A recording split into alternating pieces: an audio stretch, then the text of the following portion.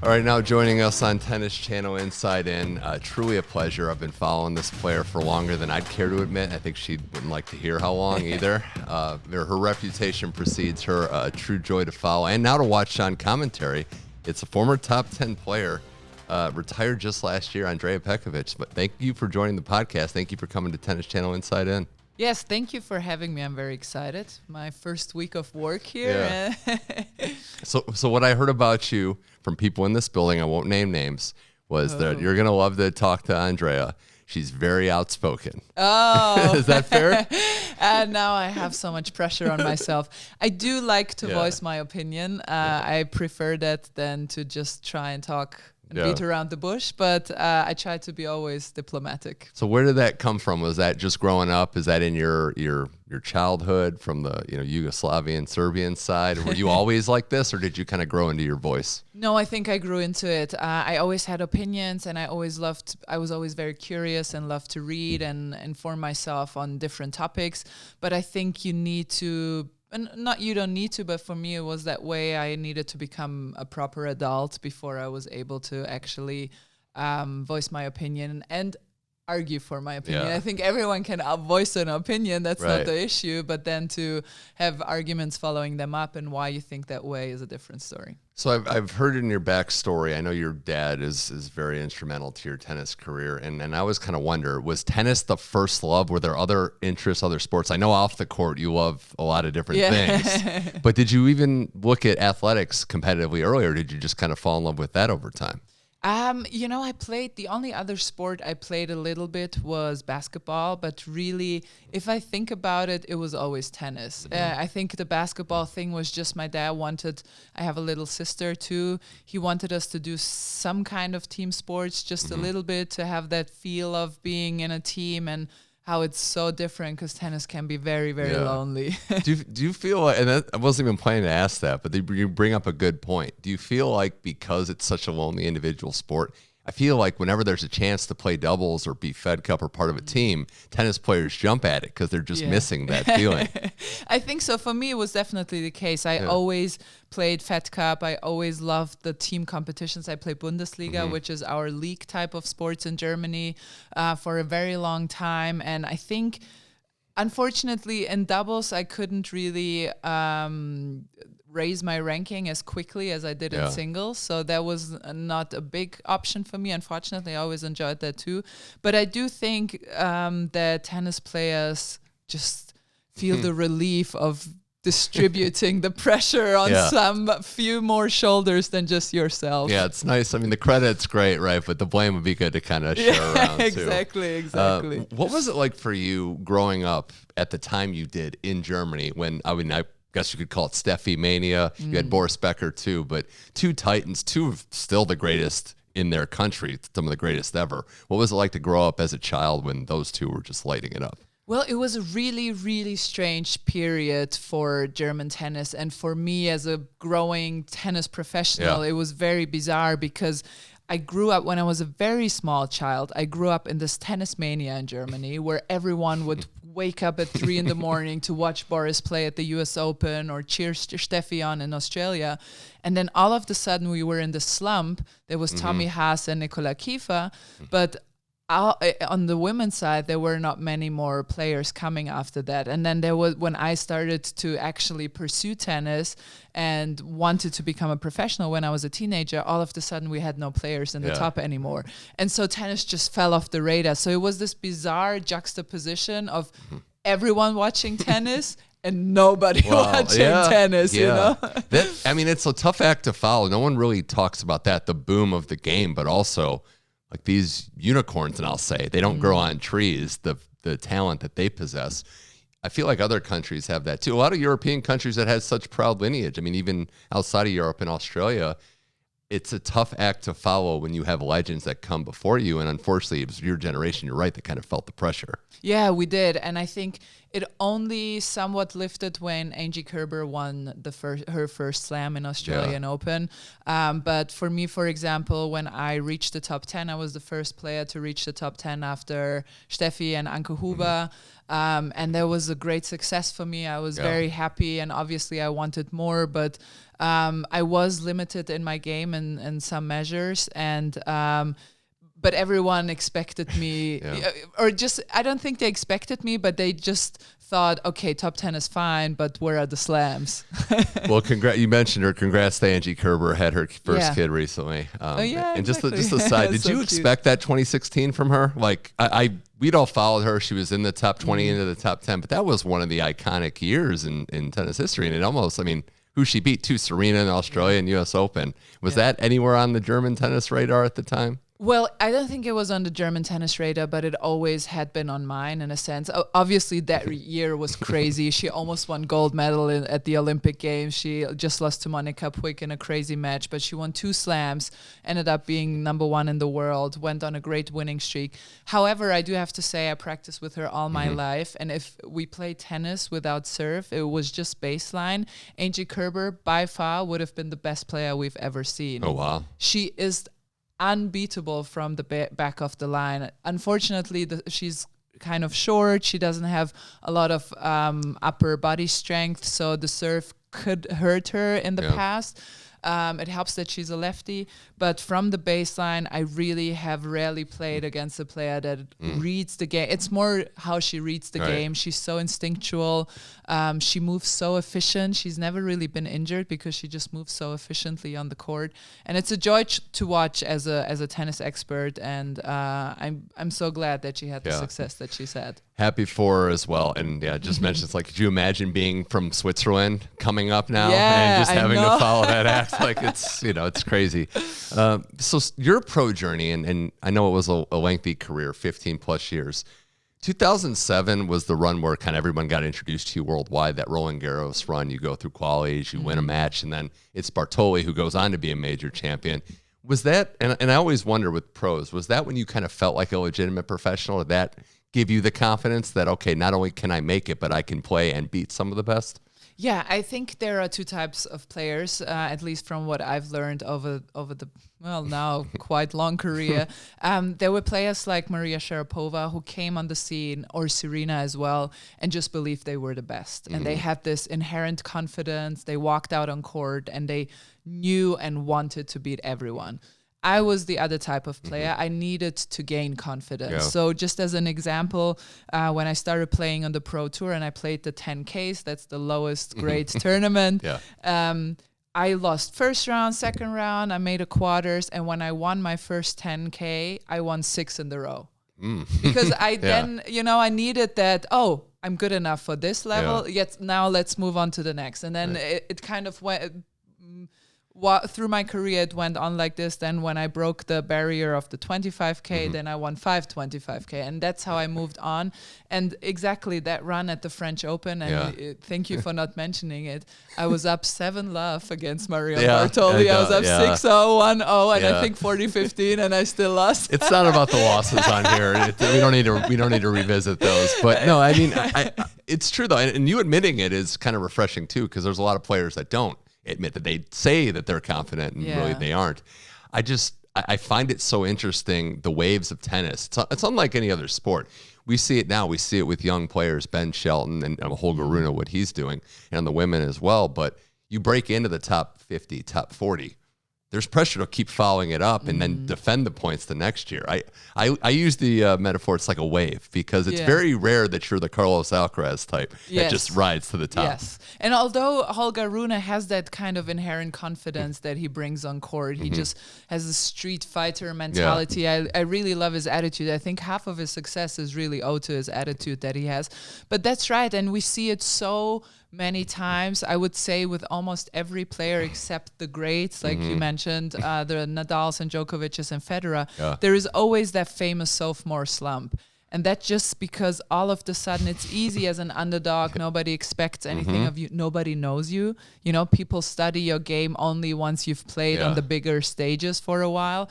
And then you come into your next year, you're like Casper Ruud now, right? He ended the year in a tremendous manner, played 2 finals in majors, and now people have studied his game. He has that much more pressure. You can see him tensing up. His shoulders are a little high. You can see it in his body language. And he will balance himself. He's too good of a player to not to. It will balance itself out. But everyone needs to go through these expectations, and that's hard to do. And there are only very few that don't seem to be bothered by it. Well, I've asked this question the other way, but you don't have to name any names. But were you ever on the other side where you kind of got taken aback by someone you didn't know, and then you kind of studied the film and, okay, I'm able to do things when I break down what they're trying to do?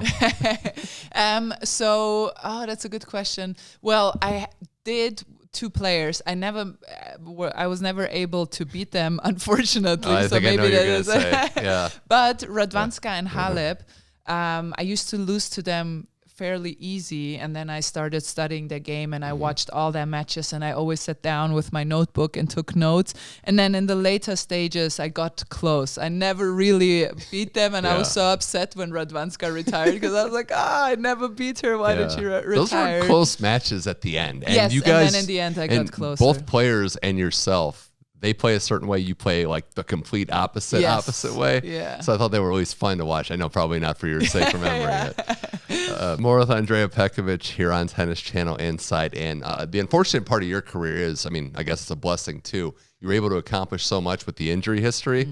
And looking back, I didn't realize how far back the injury history started. As far back as I think Aussie 2008, you were dealing with stuff. Was that something that at a point you just decided, I just have to deal with it? Like, I'm never going to be fully healthy?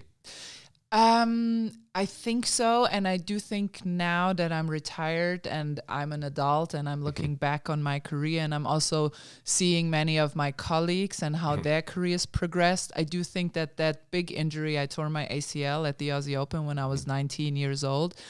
I do think that all the other injuries came because of that. Because it kind of disbalanced my whole body after that. It was a big surgery at a very young age. My body was still growing. And I think everything because I kept having problems with exactly that knee. Then after 10 years on tour, I started having problems with the other knee because I was compensating for all these years that I had trouble with my right knee. And so just like looking back at my career, I think when you get injured very early on, and you see it a little bit with Rafael Nadal, who was injured very early on, and he keeps struggling with these things. I think that's something that you can see with a lot of players. And in the end, I just accepted it and did the best with the body I have. But sometimes it was sad. Did you feel pressure to just keep going and fight through, whether that be financial pressure or your ranking or just your place in the game? It's almost like tennis is this like merry-go-round or carousel. It just doesn't stop. Did you feel that pressure to keep going? Well, you know what the biggest pressure for me was when I was injured, just seeing the others that you played with progress while you were in rehab or in the hospital bed, because you can see, I don't know how the other players are, but I love watching tennis. So I always kept watching while I was injured, and I could see, that girl, we were on the same level, but now she's had a big step of progression. She's improved her serve or her forehand or whatever it was, and I was meanwhile just for the 15th time lifting the same weight over and over again and just crying myself to sleep at night. So that was really hard. And I was always somebody that was really fueled by revenge, I will call it. It's not the right word, but more like it fueled me when people said, she's done for, she's been injured so much, she's never going to come back. And that kind of fueled me to show them. So that too helped me in a way. Well, 2012 was 3 injuries, 3 different types of injuries, different body parts. And I know you were young, like 24, 25. Was there any thought then, like maybe this is it? Strangely enough, there wasn't. What I did have, so I never really lost the will to come back, but I have to say I really did lose the belief I could come back after especially the 3rd injury. And that was really hard because it took me so long to gain that back. My body it took, 3 to 6 months like it is, and then it takes another year to be fully the same that you were before an injury. But my mind, it really took almost 2 years to get that self-belief back and to feel like I belong and that I can still do it. That was much harder. One of the things that's always struck me about you is just being open and transparent with everything, good and bad, which is, I guess, refreshing or a coping mechanism, however you want to put it. But the story you told on one of our other shows on the Kamal Murray podcast about taking a month off when you were, 28, 29 and just living in New York? Yeah. Was that spontaneous? Did you decide, okay, I need this mental break? I'm having, I need to recharge more than anything? Yes. So that time, and just what I mentioned now with the revenge part, I think that really came back to bite me a little bit because I was fueled by this. I'm going to show everyone. I'm going to come back. I'm going to come back. And then when I did come back to the top 10, I was like a balloon that just deflated. I had nothing not to live for anymore, but I had nothing to play for anymore. And that was exactly in that year. And that was when my motivation started. And I never had that before. And then after that as well, my motivation dwindled. I was having trouble practicing and trouble playing matches. And it was just the traveling was really hard for me all of a sudden, which I also had never minded. And that's why I decided to take the break. And that really helped me in actually deciding for tennis again, like picking the sport, choosing it again. And then after that, I had some of the best years of my career, not in terms of results, unfortunately, because I did get older, but in terms of the love for the sport. And I was just so grateful to be playing. It's almost like you might not have lasted as long as you did without that little break. As short as it was, it kind of recharged you to give you more years on the back end. Yes, definitely. So the biggest difference was every loss that I had before that break was like an end of the world. Like the apocalypse came over me and just took me away. And after that decision and that choosing of tennis, it was like, okay, it's a loss, but this is what I want to do. I chose this. It's like, of all the things to get jealous of with Roger Federer, the one that gets me, and maybe other tennis players too, is how at the end of his career, it's like 5-10 minutes, he's over a loss. Yeah. Like there are stories of him after Wimbledon 2019 where he's fine, 20 minutes later. It's like maybe not all the way there, but just to be able to roll off losses. I mean, that's probably his biggest strength, the short-term memory. But the thing that I was most taken aback, I saw an interview with him where he said, my biggest strength is that whenever I go with the same mindset and the same feeling onto the court every time, no matter which round it is. And I was like, Roger, I changed my mood just in the warm-up 5 times. What are you talking about here? I don't know. It's a different guy for sure. He is, yes. Was that around the time, I guess a better way to ask it would be, when did that love affair with New York City start? Because now that's like your place to be in America. Yeah, so interestingly enough, it kind of collided with the gain of confidence I had in tennis because I'm kind of an anxious person now. I'm an adult and I'm much more confident. Anxious? I was like, New York City? Well, and exactly. And the first time I was in New York City, it was for the US Open. It was my first main draw of a slam. And I was just so overwhelmed by the city. And I was so anxious and just going out. And like the highest of my feelings was to go across the street to get a coffee at Starbucks. And I was like, oh my God, I conquered the world. And then when I developed my personality and grew into myself, and then I started having friends there, it felt like, oh, the city that I was so scared of. Oh. Now I finally know how to take the train and just call a cab and yell at the bartender, whatever it is that you do as a New Yorker. And it was similar with tennis. I needed to always find my footing, but then once I had it, I felt really good about myself. That's good. You conquered your fears in New York City. Exactly. So I have to ask, was the 2010 U.S. Open the origin of the dance, or were you doing that in the practice videos and stuff? Because that's where it kind of became mainstream. Your Petco dance that everyone has their take on now. And I've noticed that it's not always the same. Sometimes it's a little different. Well, I changed it after, So the thing was, I had a terrible losing streak before the US Open, and I was so depressed about it. Because I was playing really well in practice. And I think the reason I was losing in matches was because things started clicking for me in practice. And I think I felt that I had progressed my game to the next level, and I just felt the pressure in the matches to bring it. And my coach told me, okay, and I played against Nadia Petrova, who was a top seed at the US Open, and he told me, okay, if you win this match, and I know you can, you have to do something really special.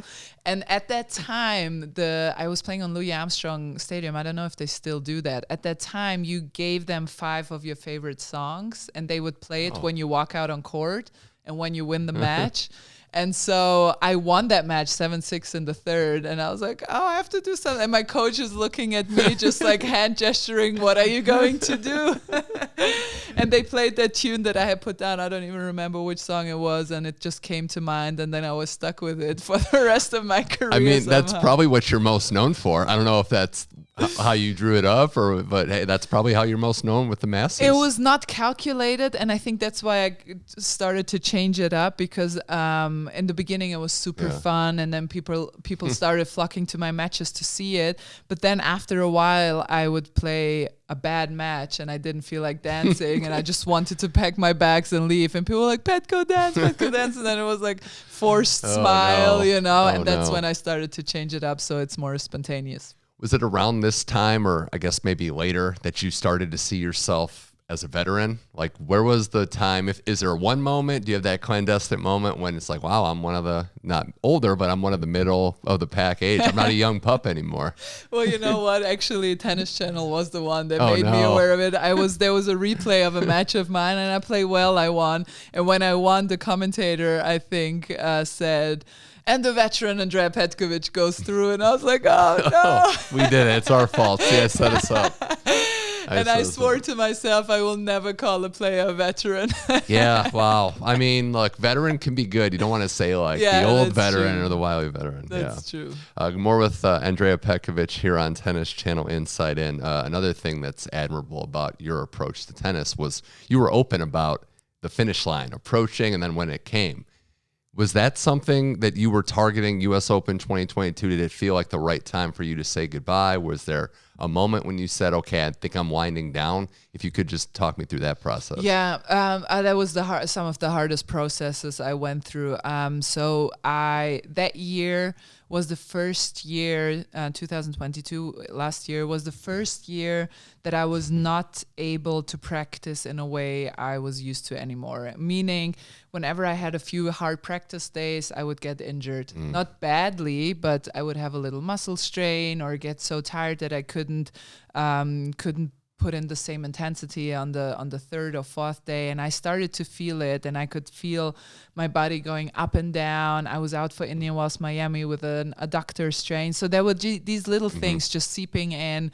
When I had really hard practice weeks, my immune system would drop down. I would get sick. I would get a cold, all these little things. And I could feel that my recovery process had slowed down so much that it was hard for me to rewind. And so I knew the end was coming. And then I decided, okay, US Open is going to be it.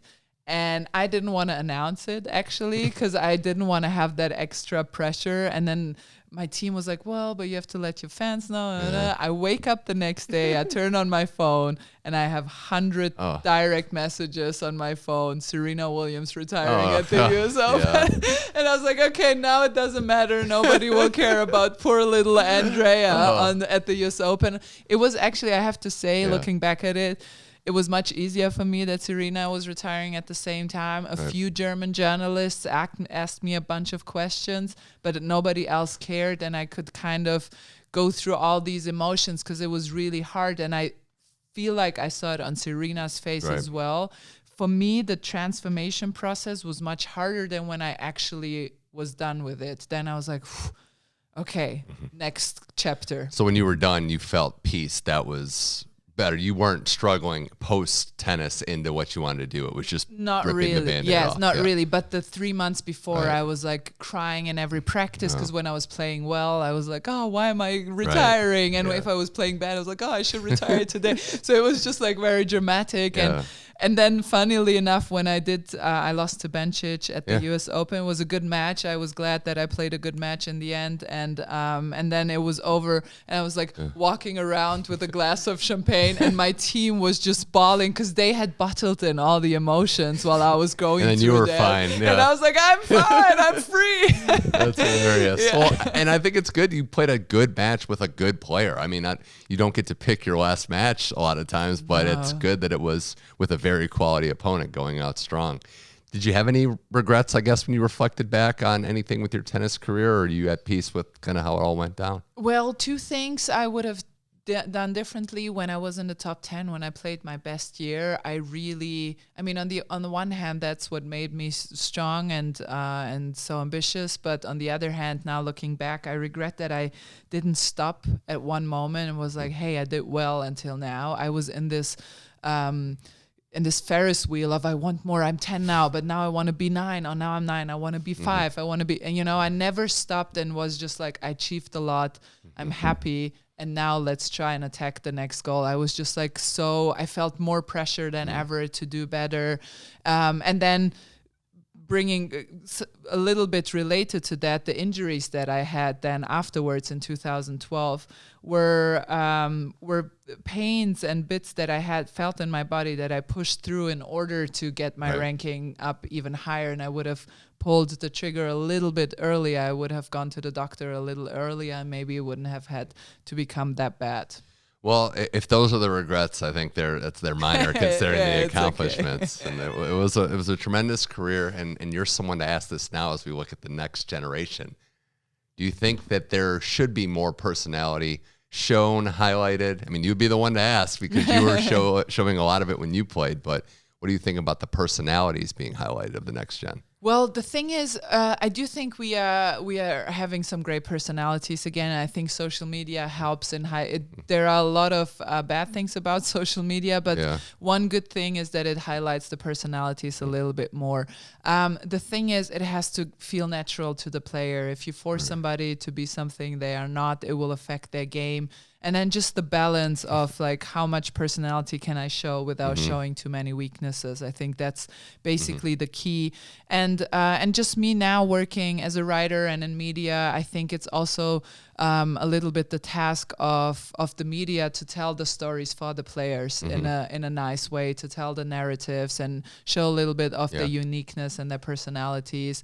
But yeah, I do think that that we need these, and especially in tennis, that is an individual sport. And when you watch a match, if you watch a 2-hour match, you will never forget these two players in your life, probably ever. You see, if you think about other sports, American football, they have their helmets on. Hockey, you come from hockey, they have their helmets on. But if you watch tennis, it's two people on the TV for 2 hours and you constantly see their faces. And I think as the tennis media, we can do better to tell these stories. It's a great point, because you think about the casual quote-unquote fans that might only watch big matches, but they know everything about Serena, Nadal, Federer, Djokovic, because they're in these big matches all the time and they're watching them. And if anybody knows how to deal with social media and the occasional troll and haters, it's you. It's just like, hey, like the Kvitova return her serve comment was one of the funnier ways to deal with it. Well, I consider myself to be the biggest troll on social media. So if you troll a troll,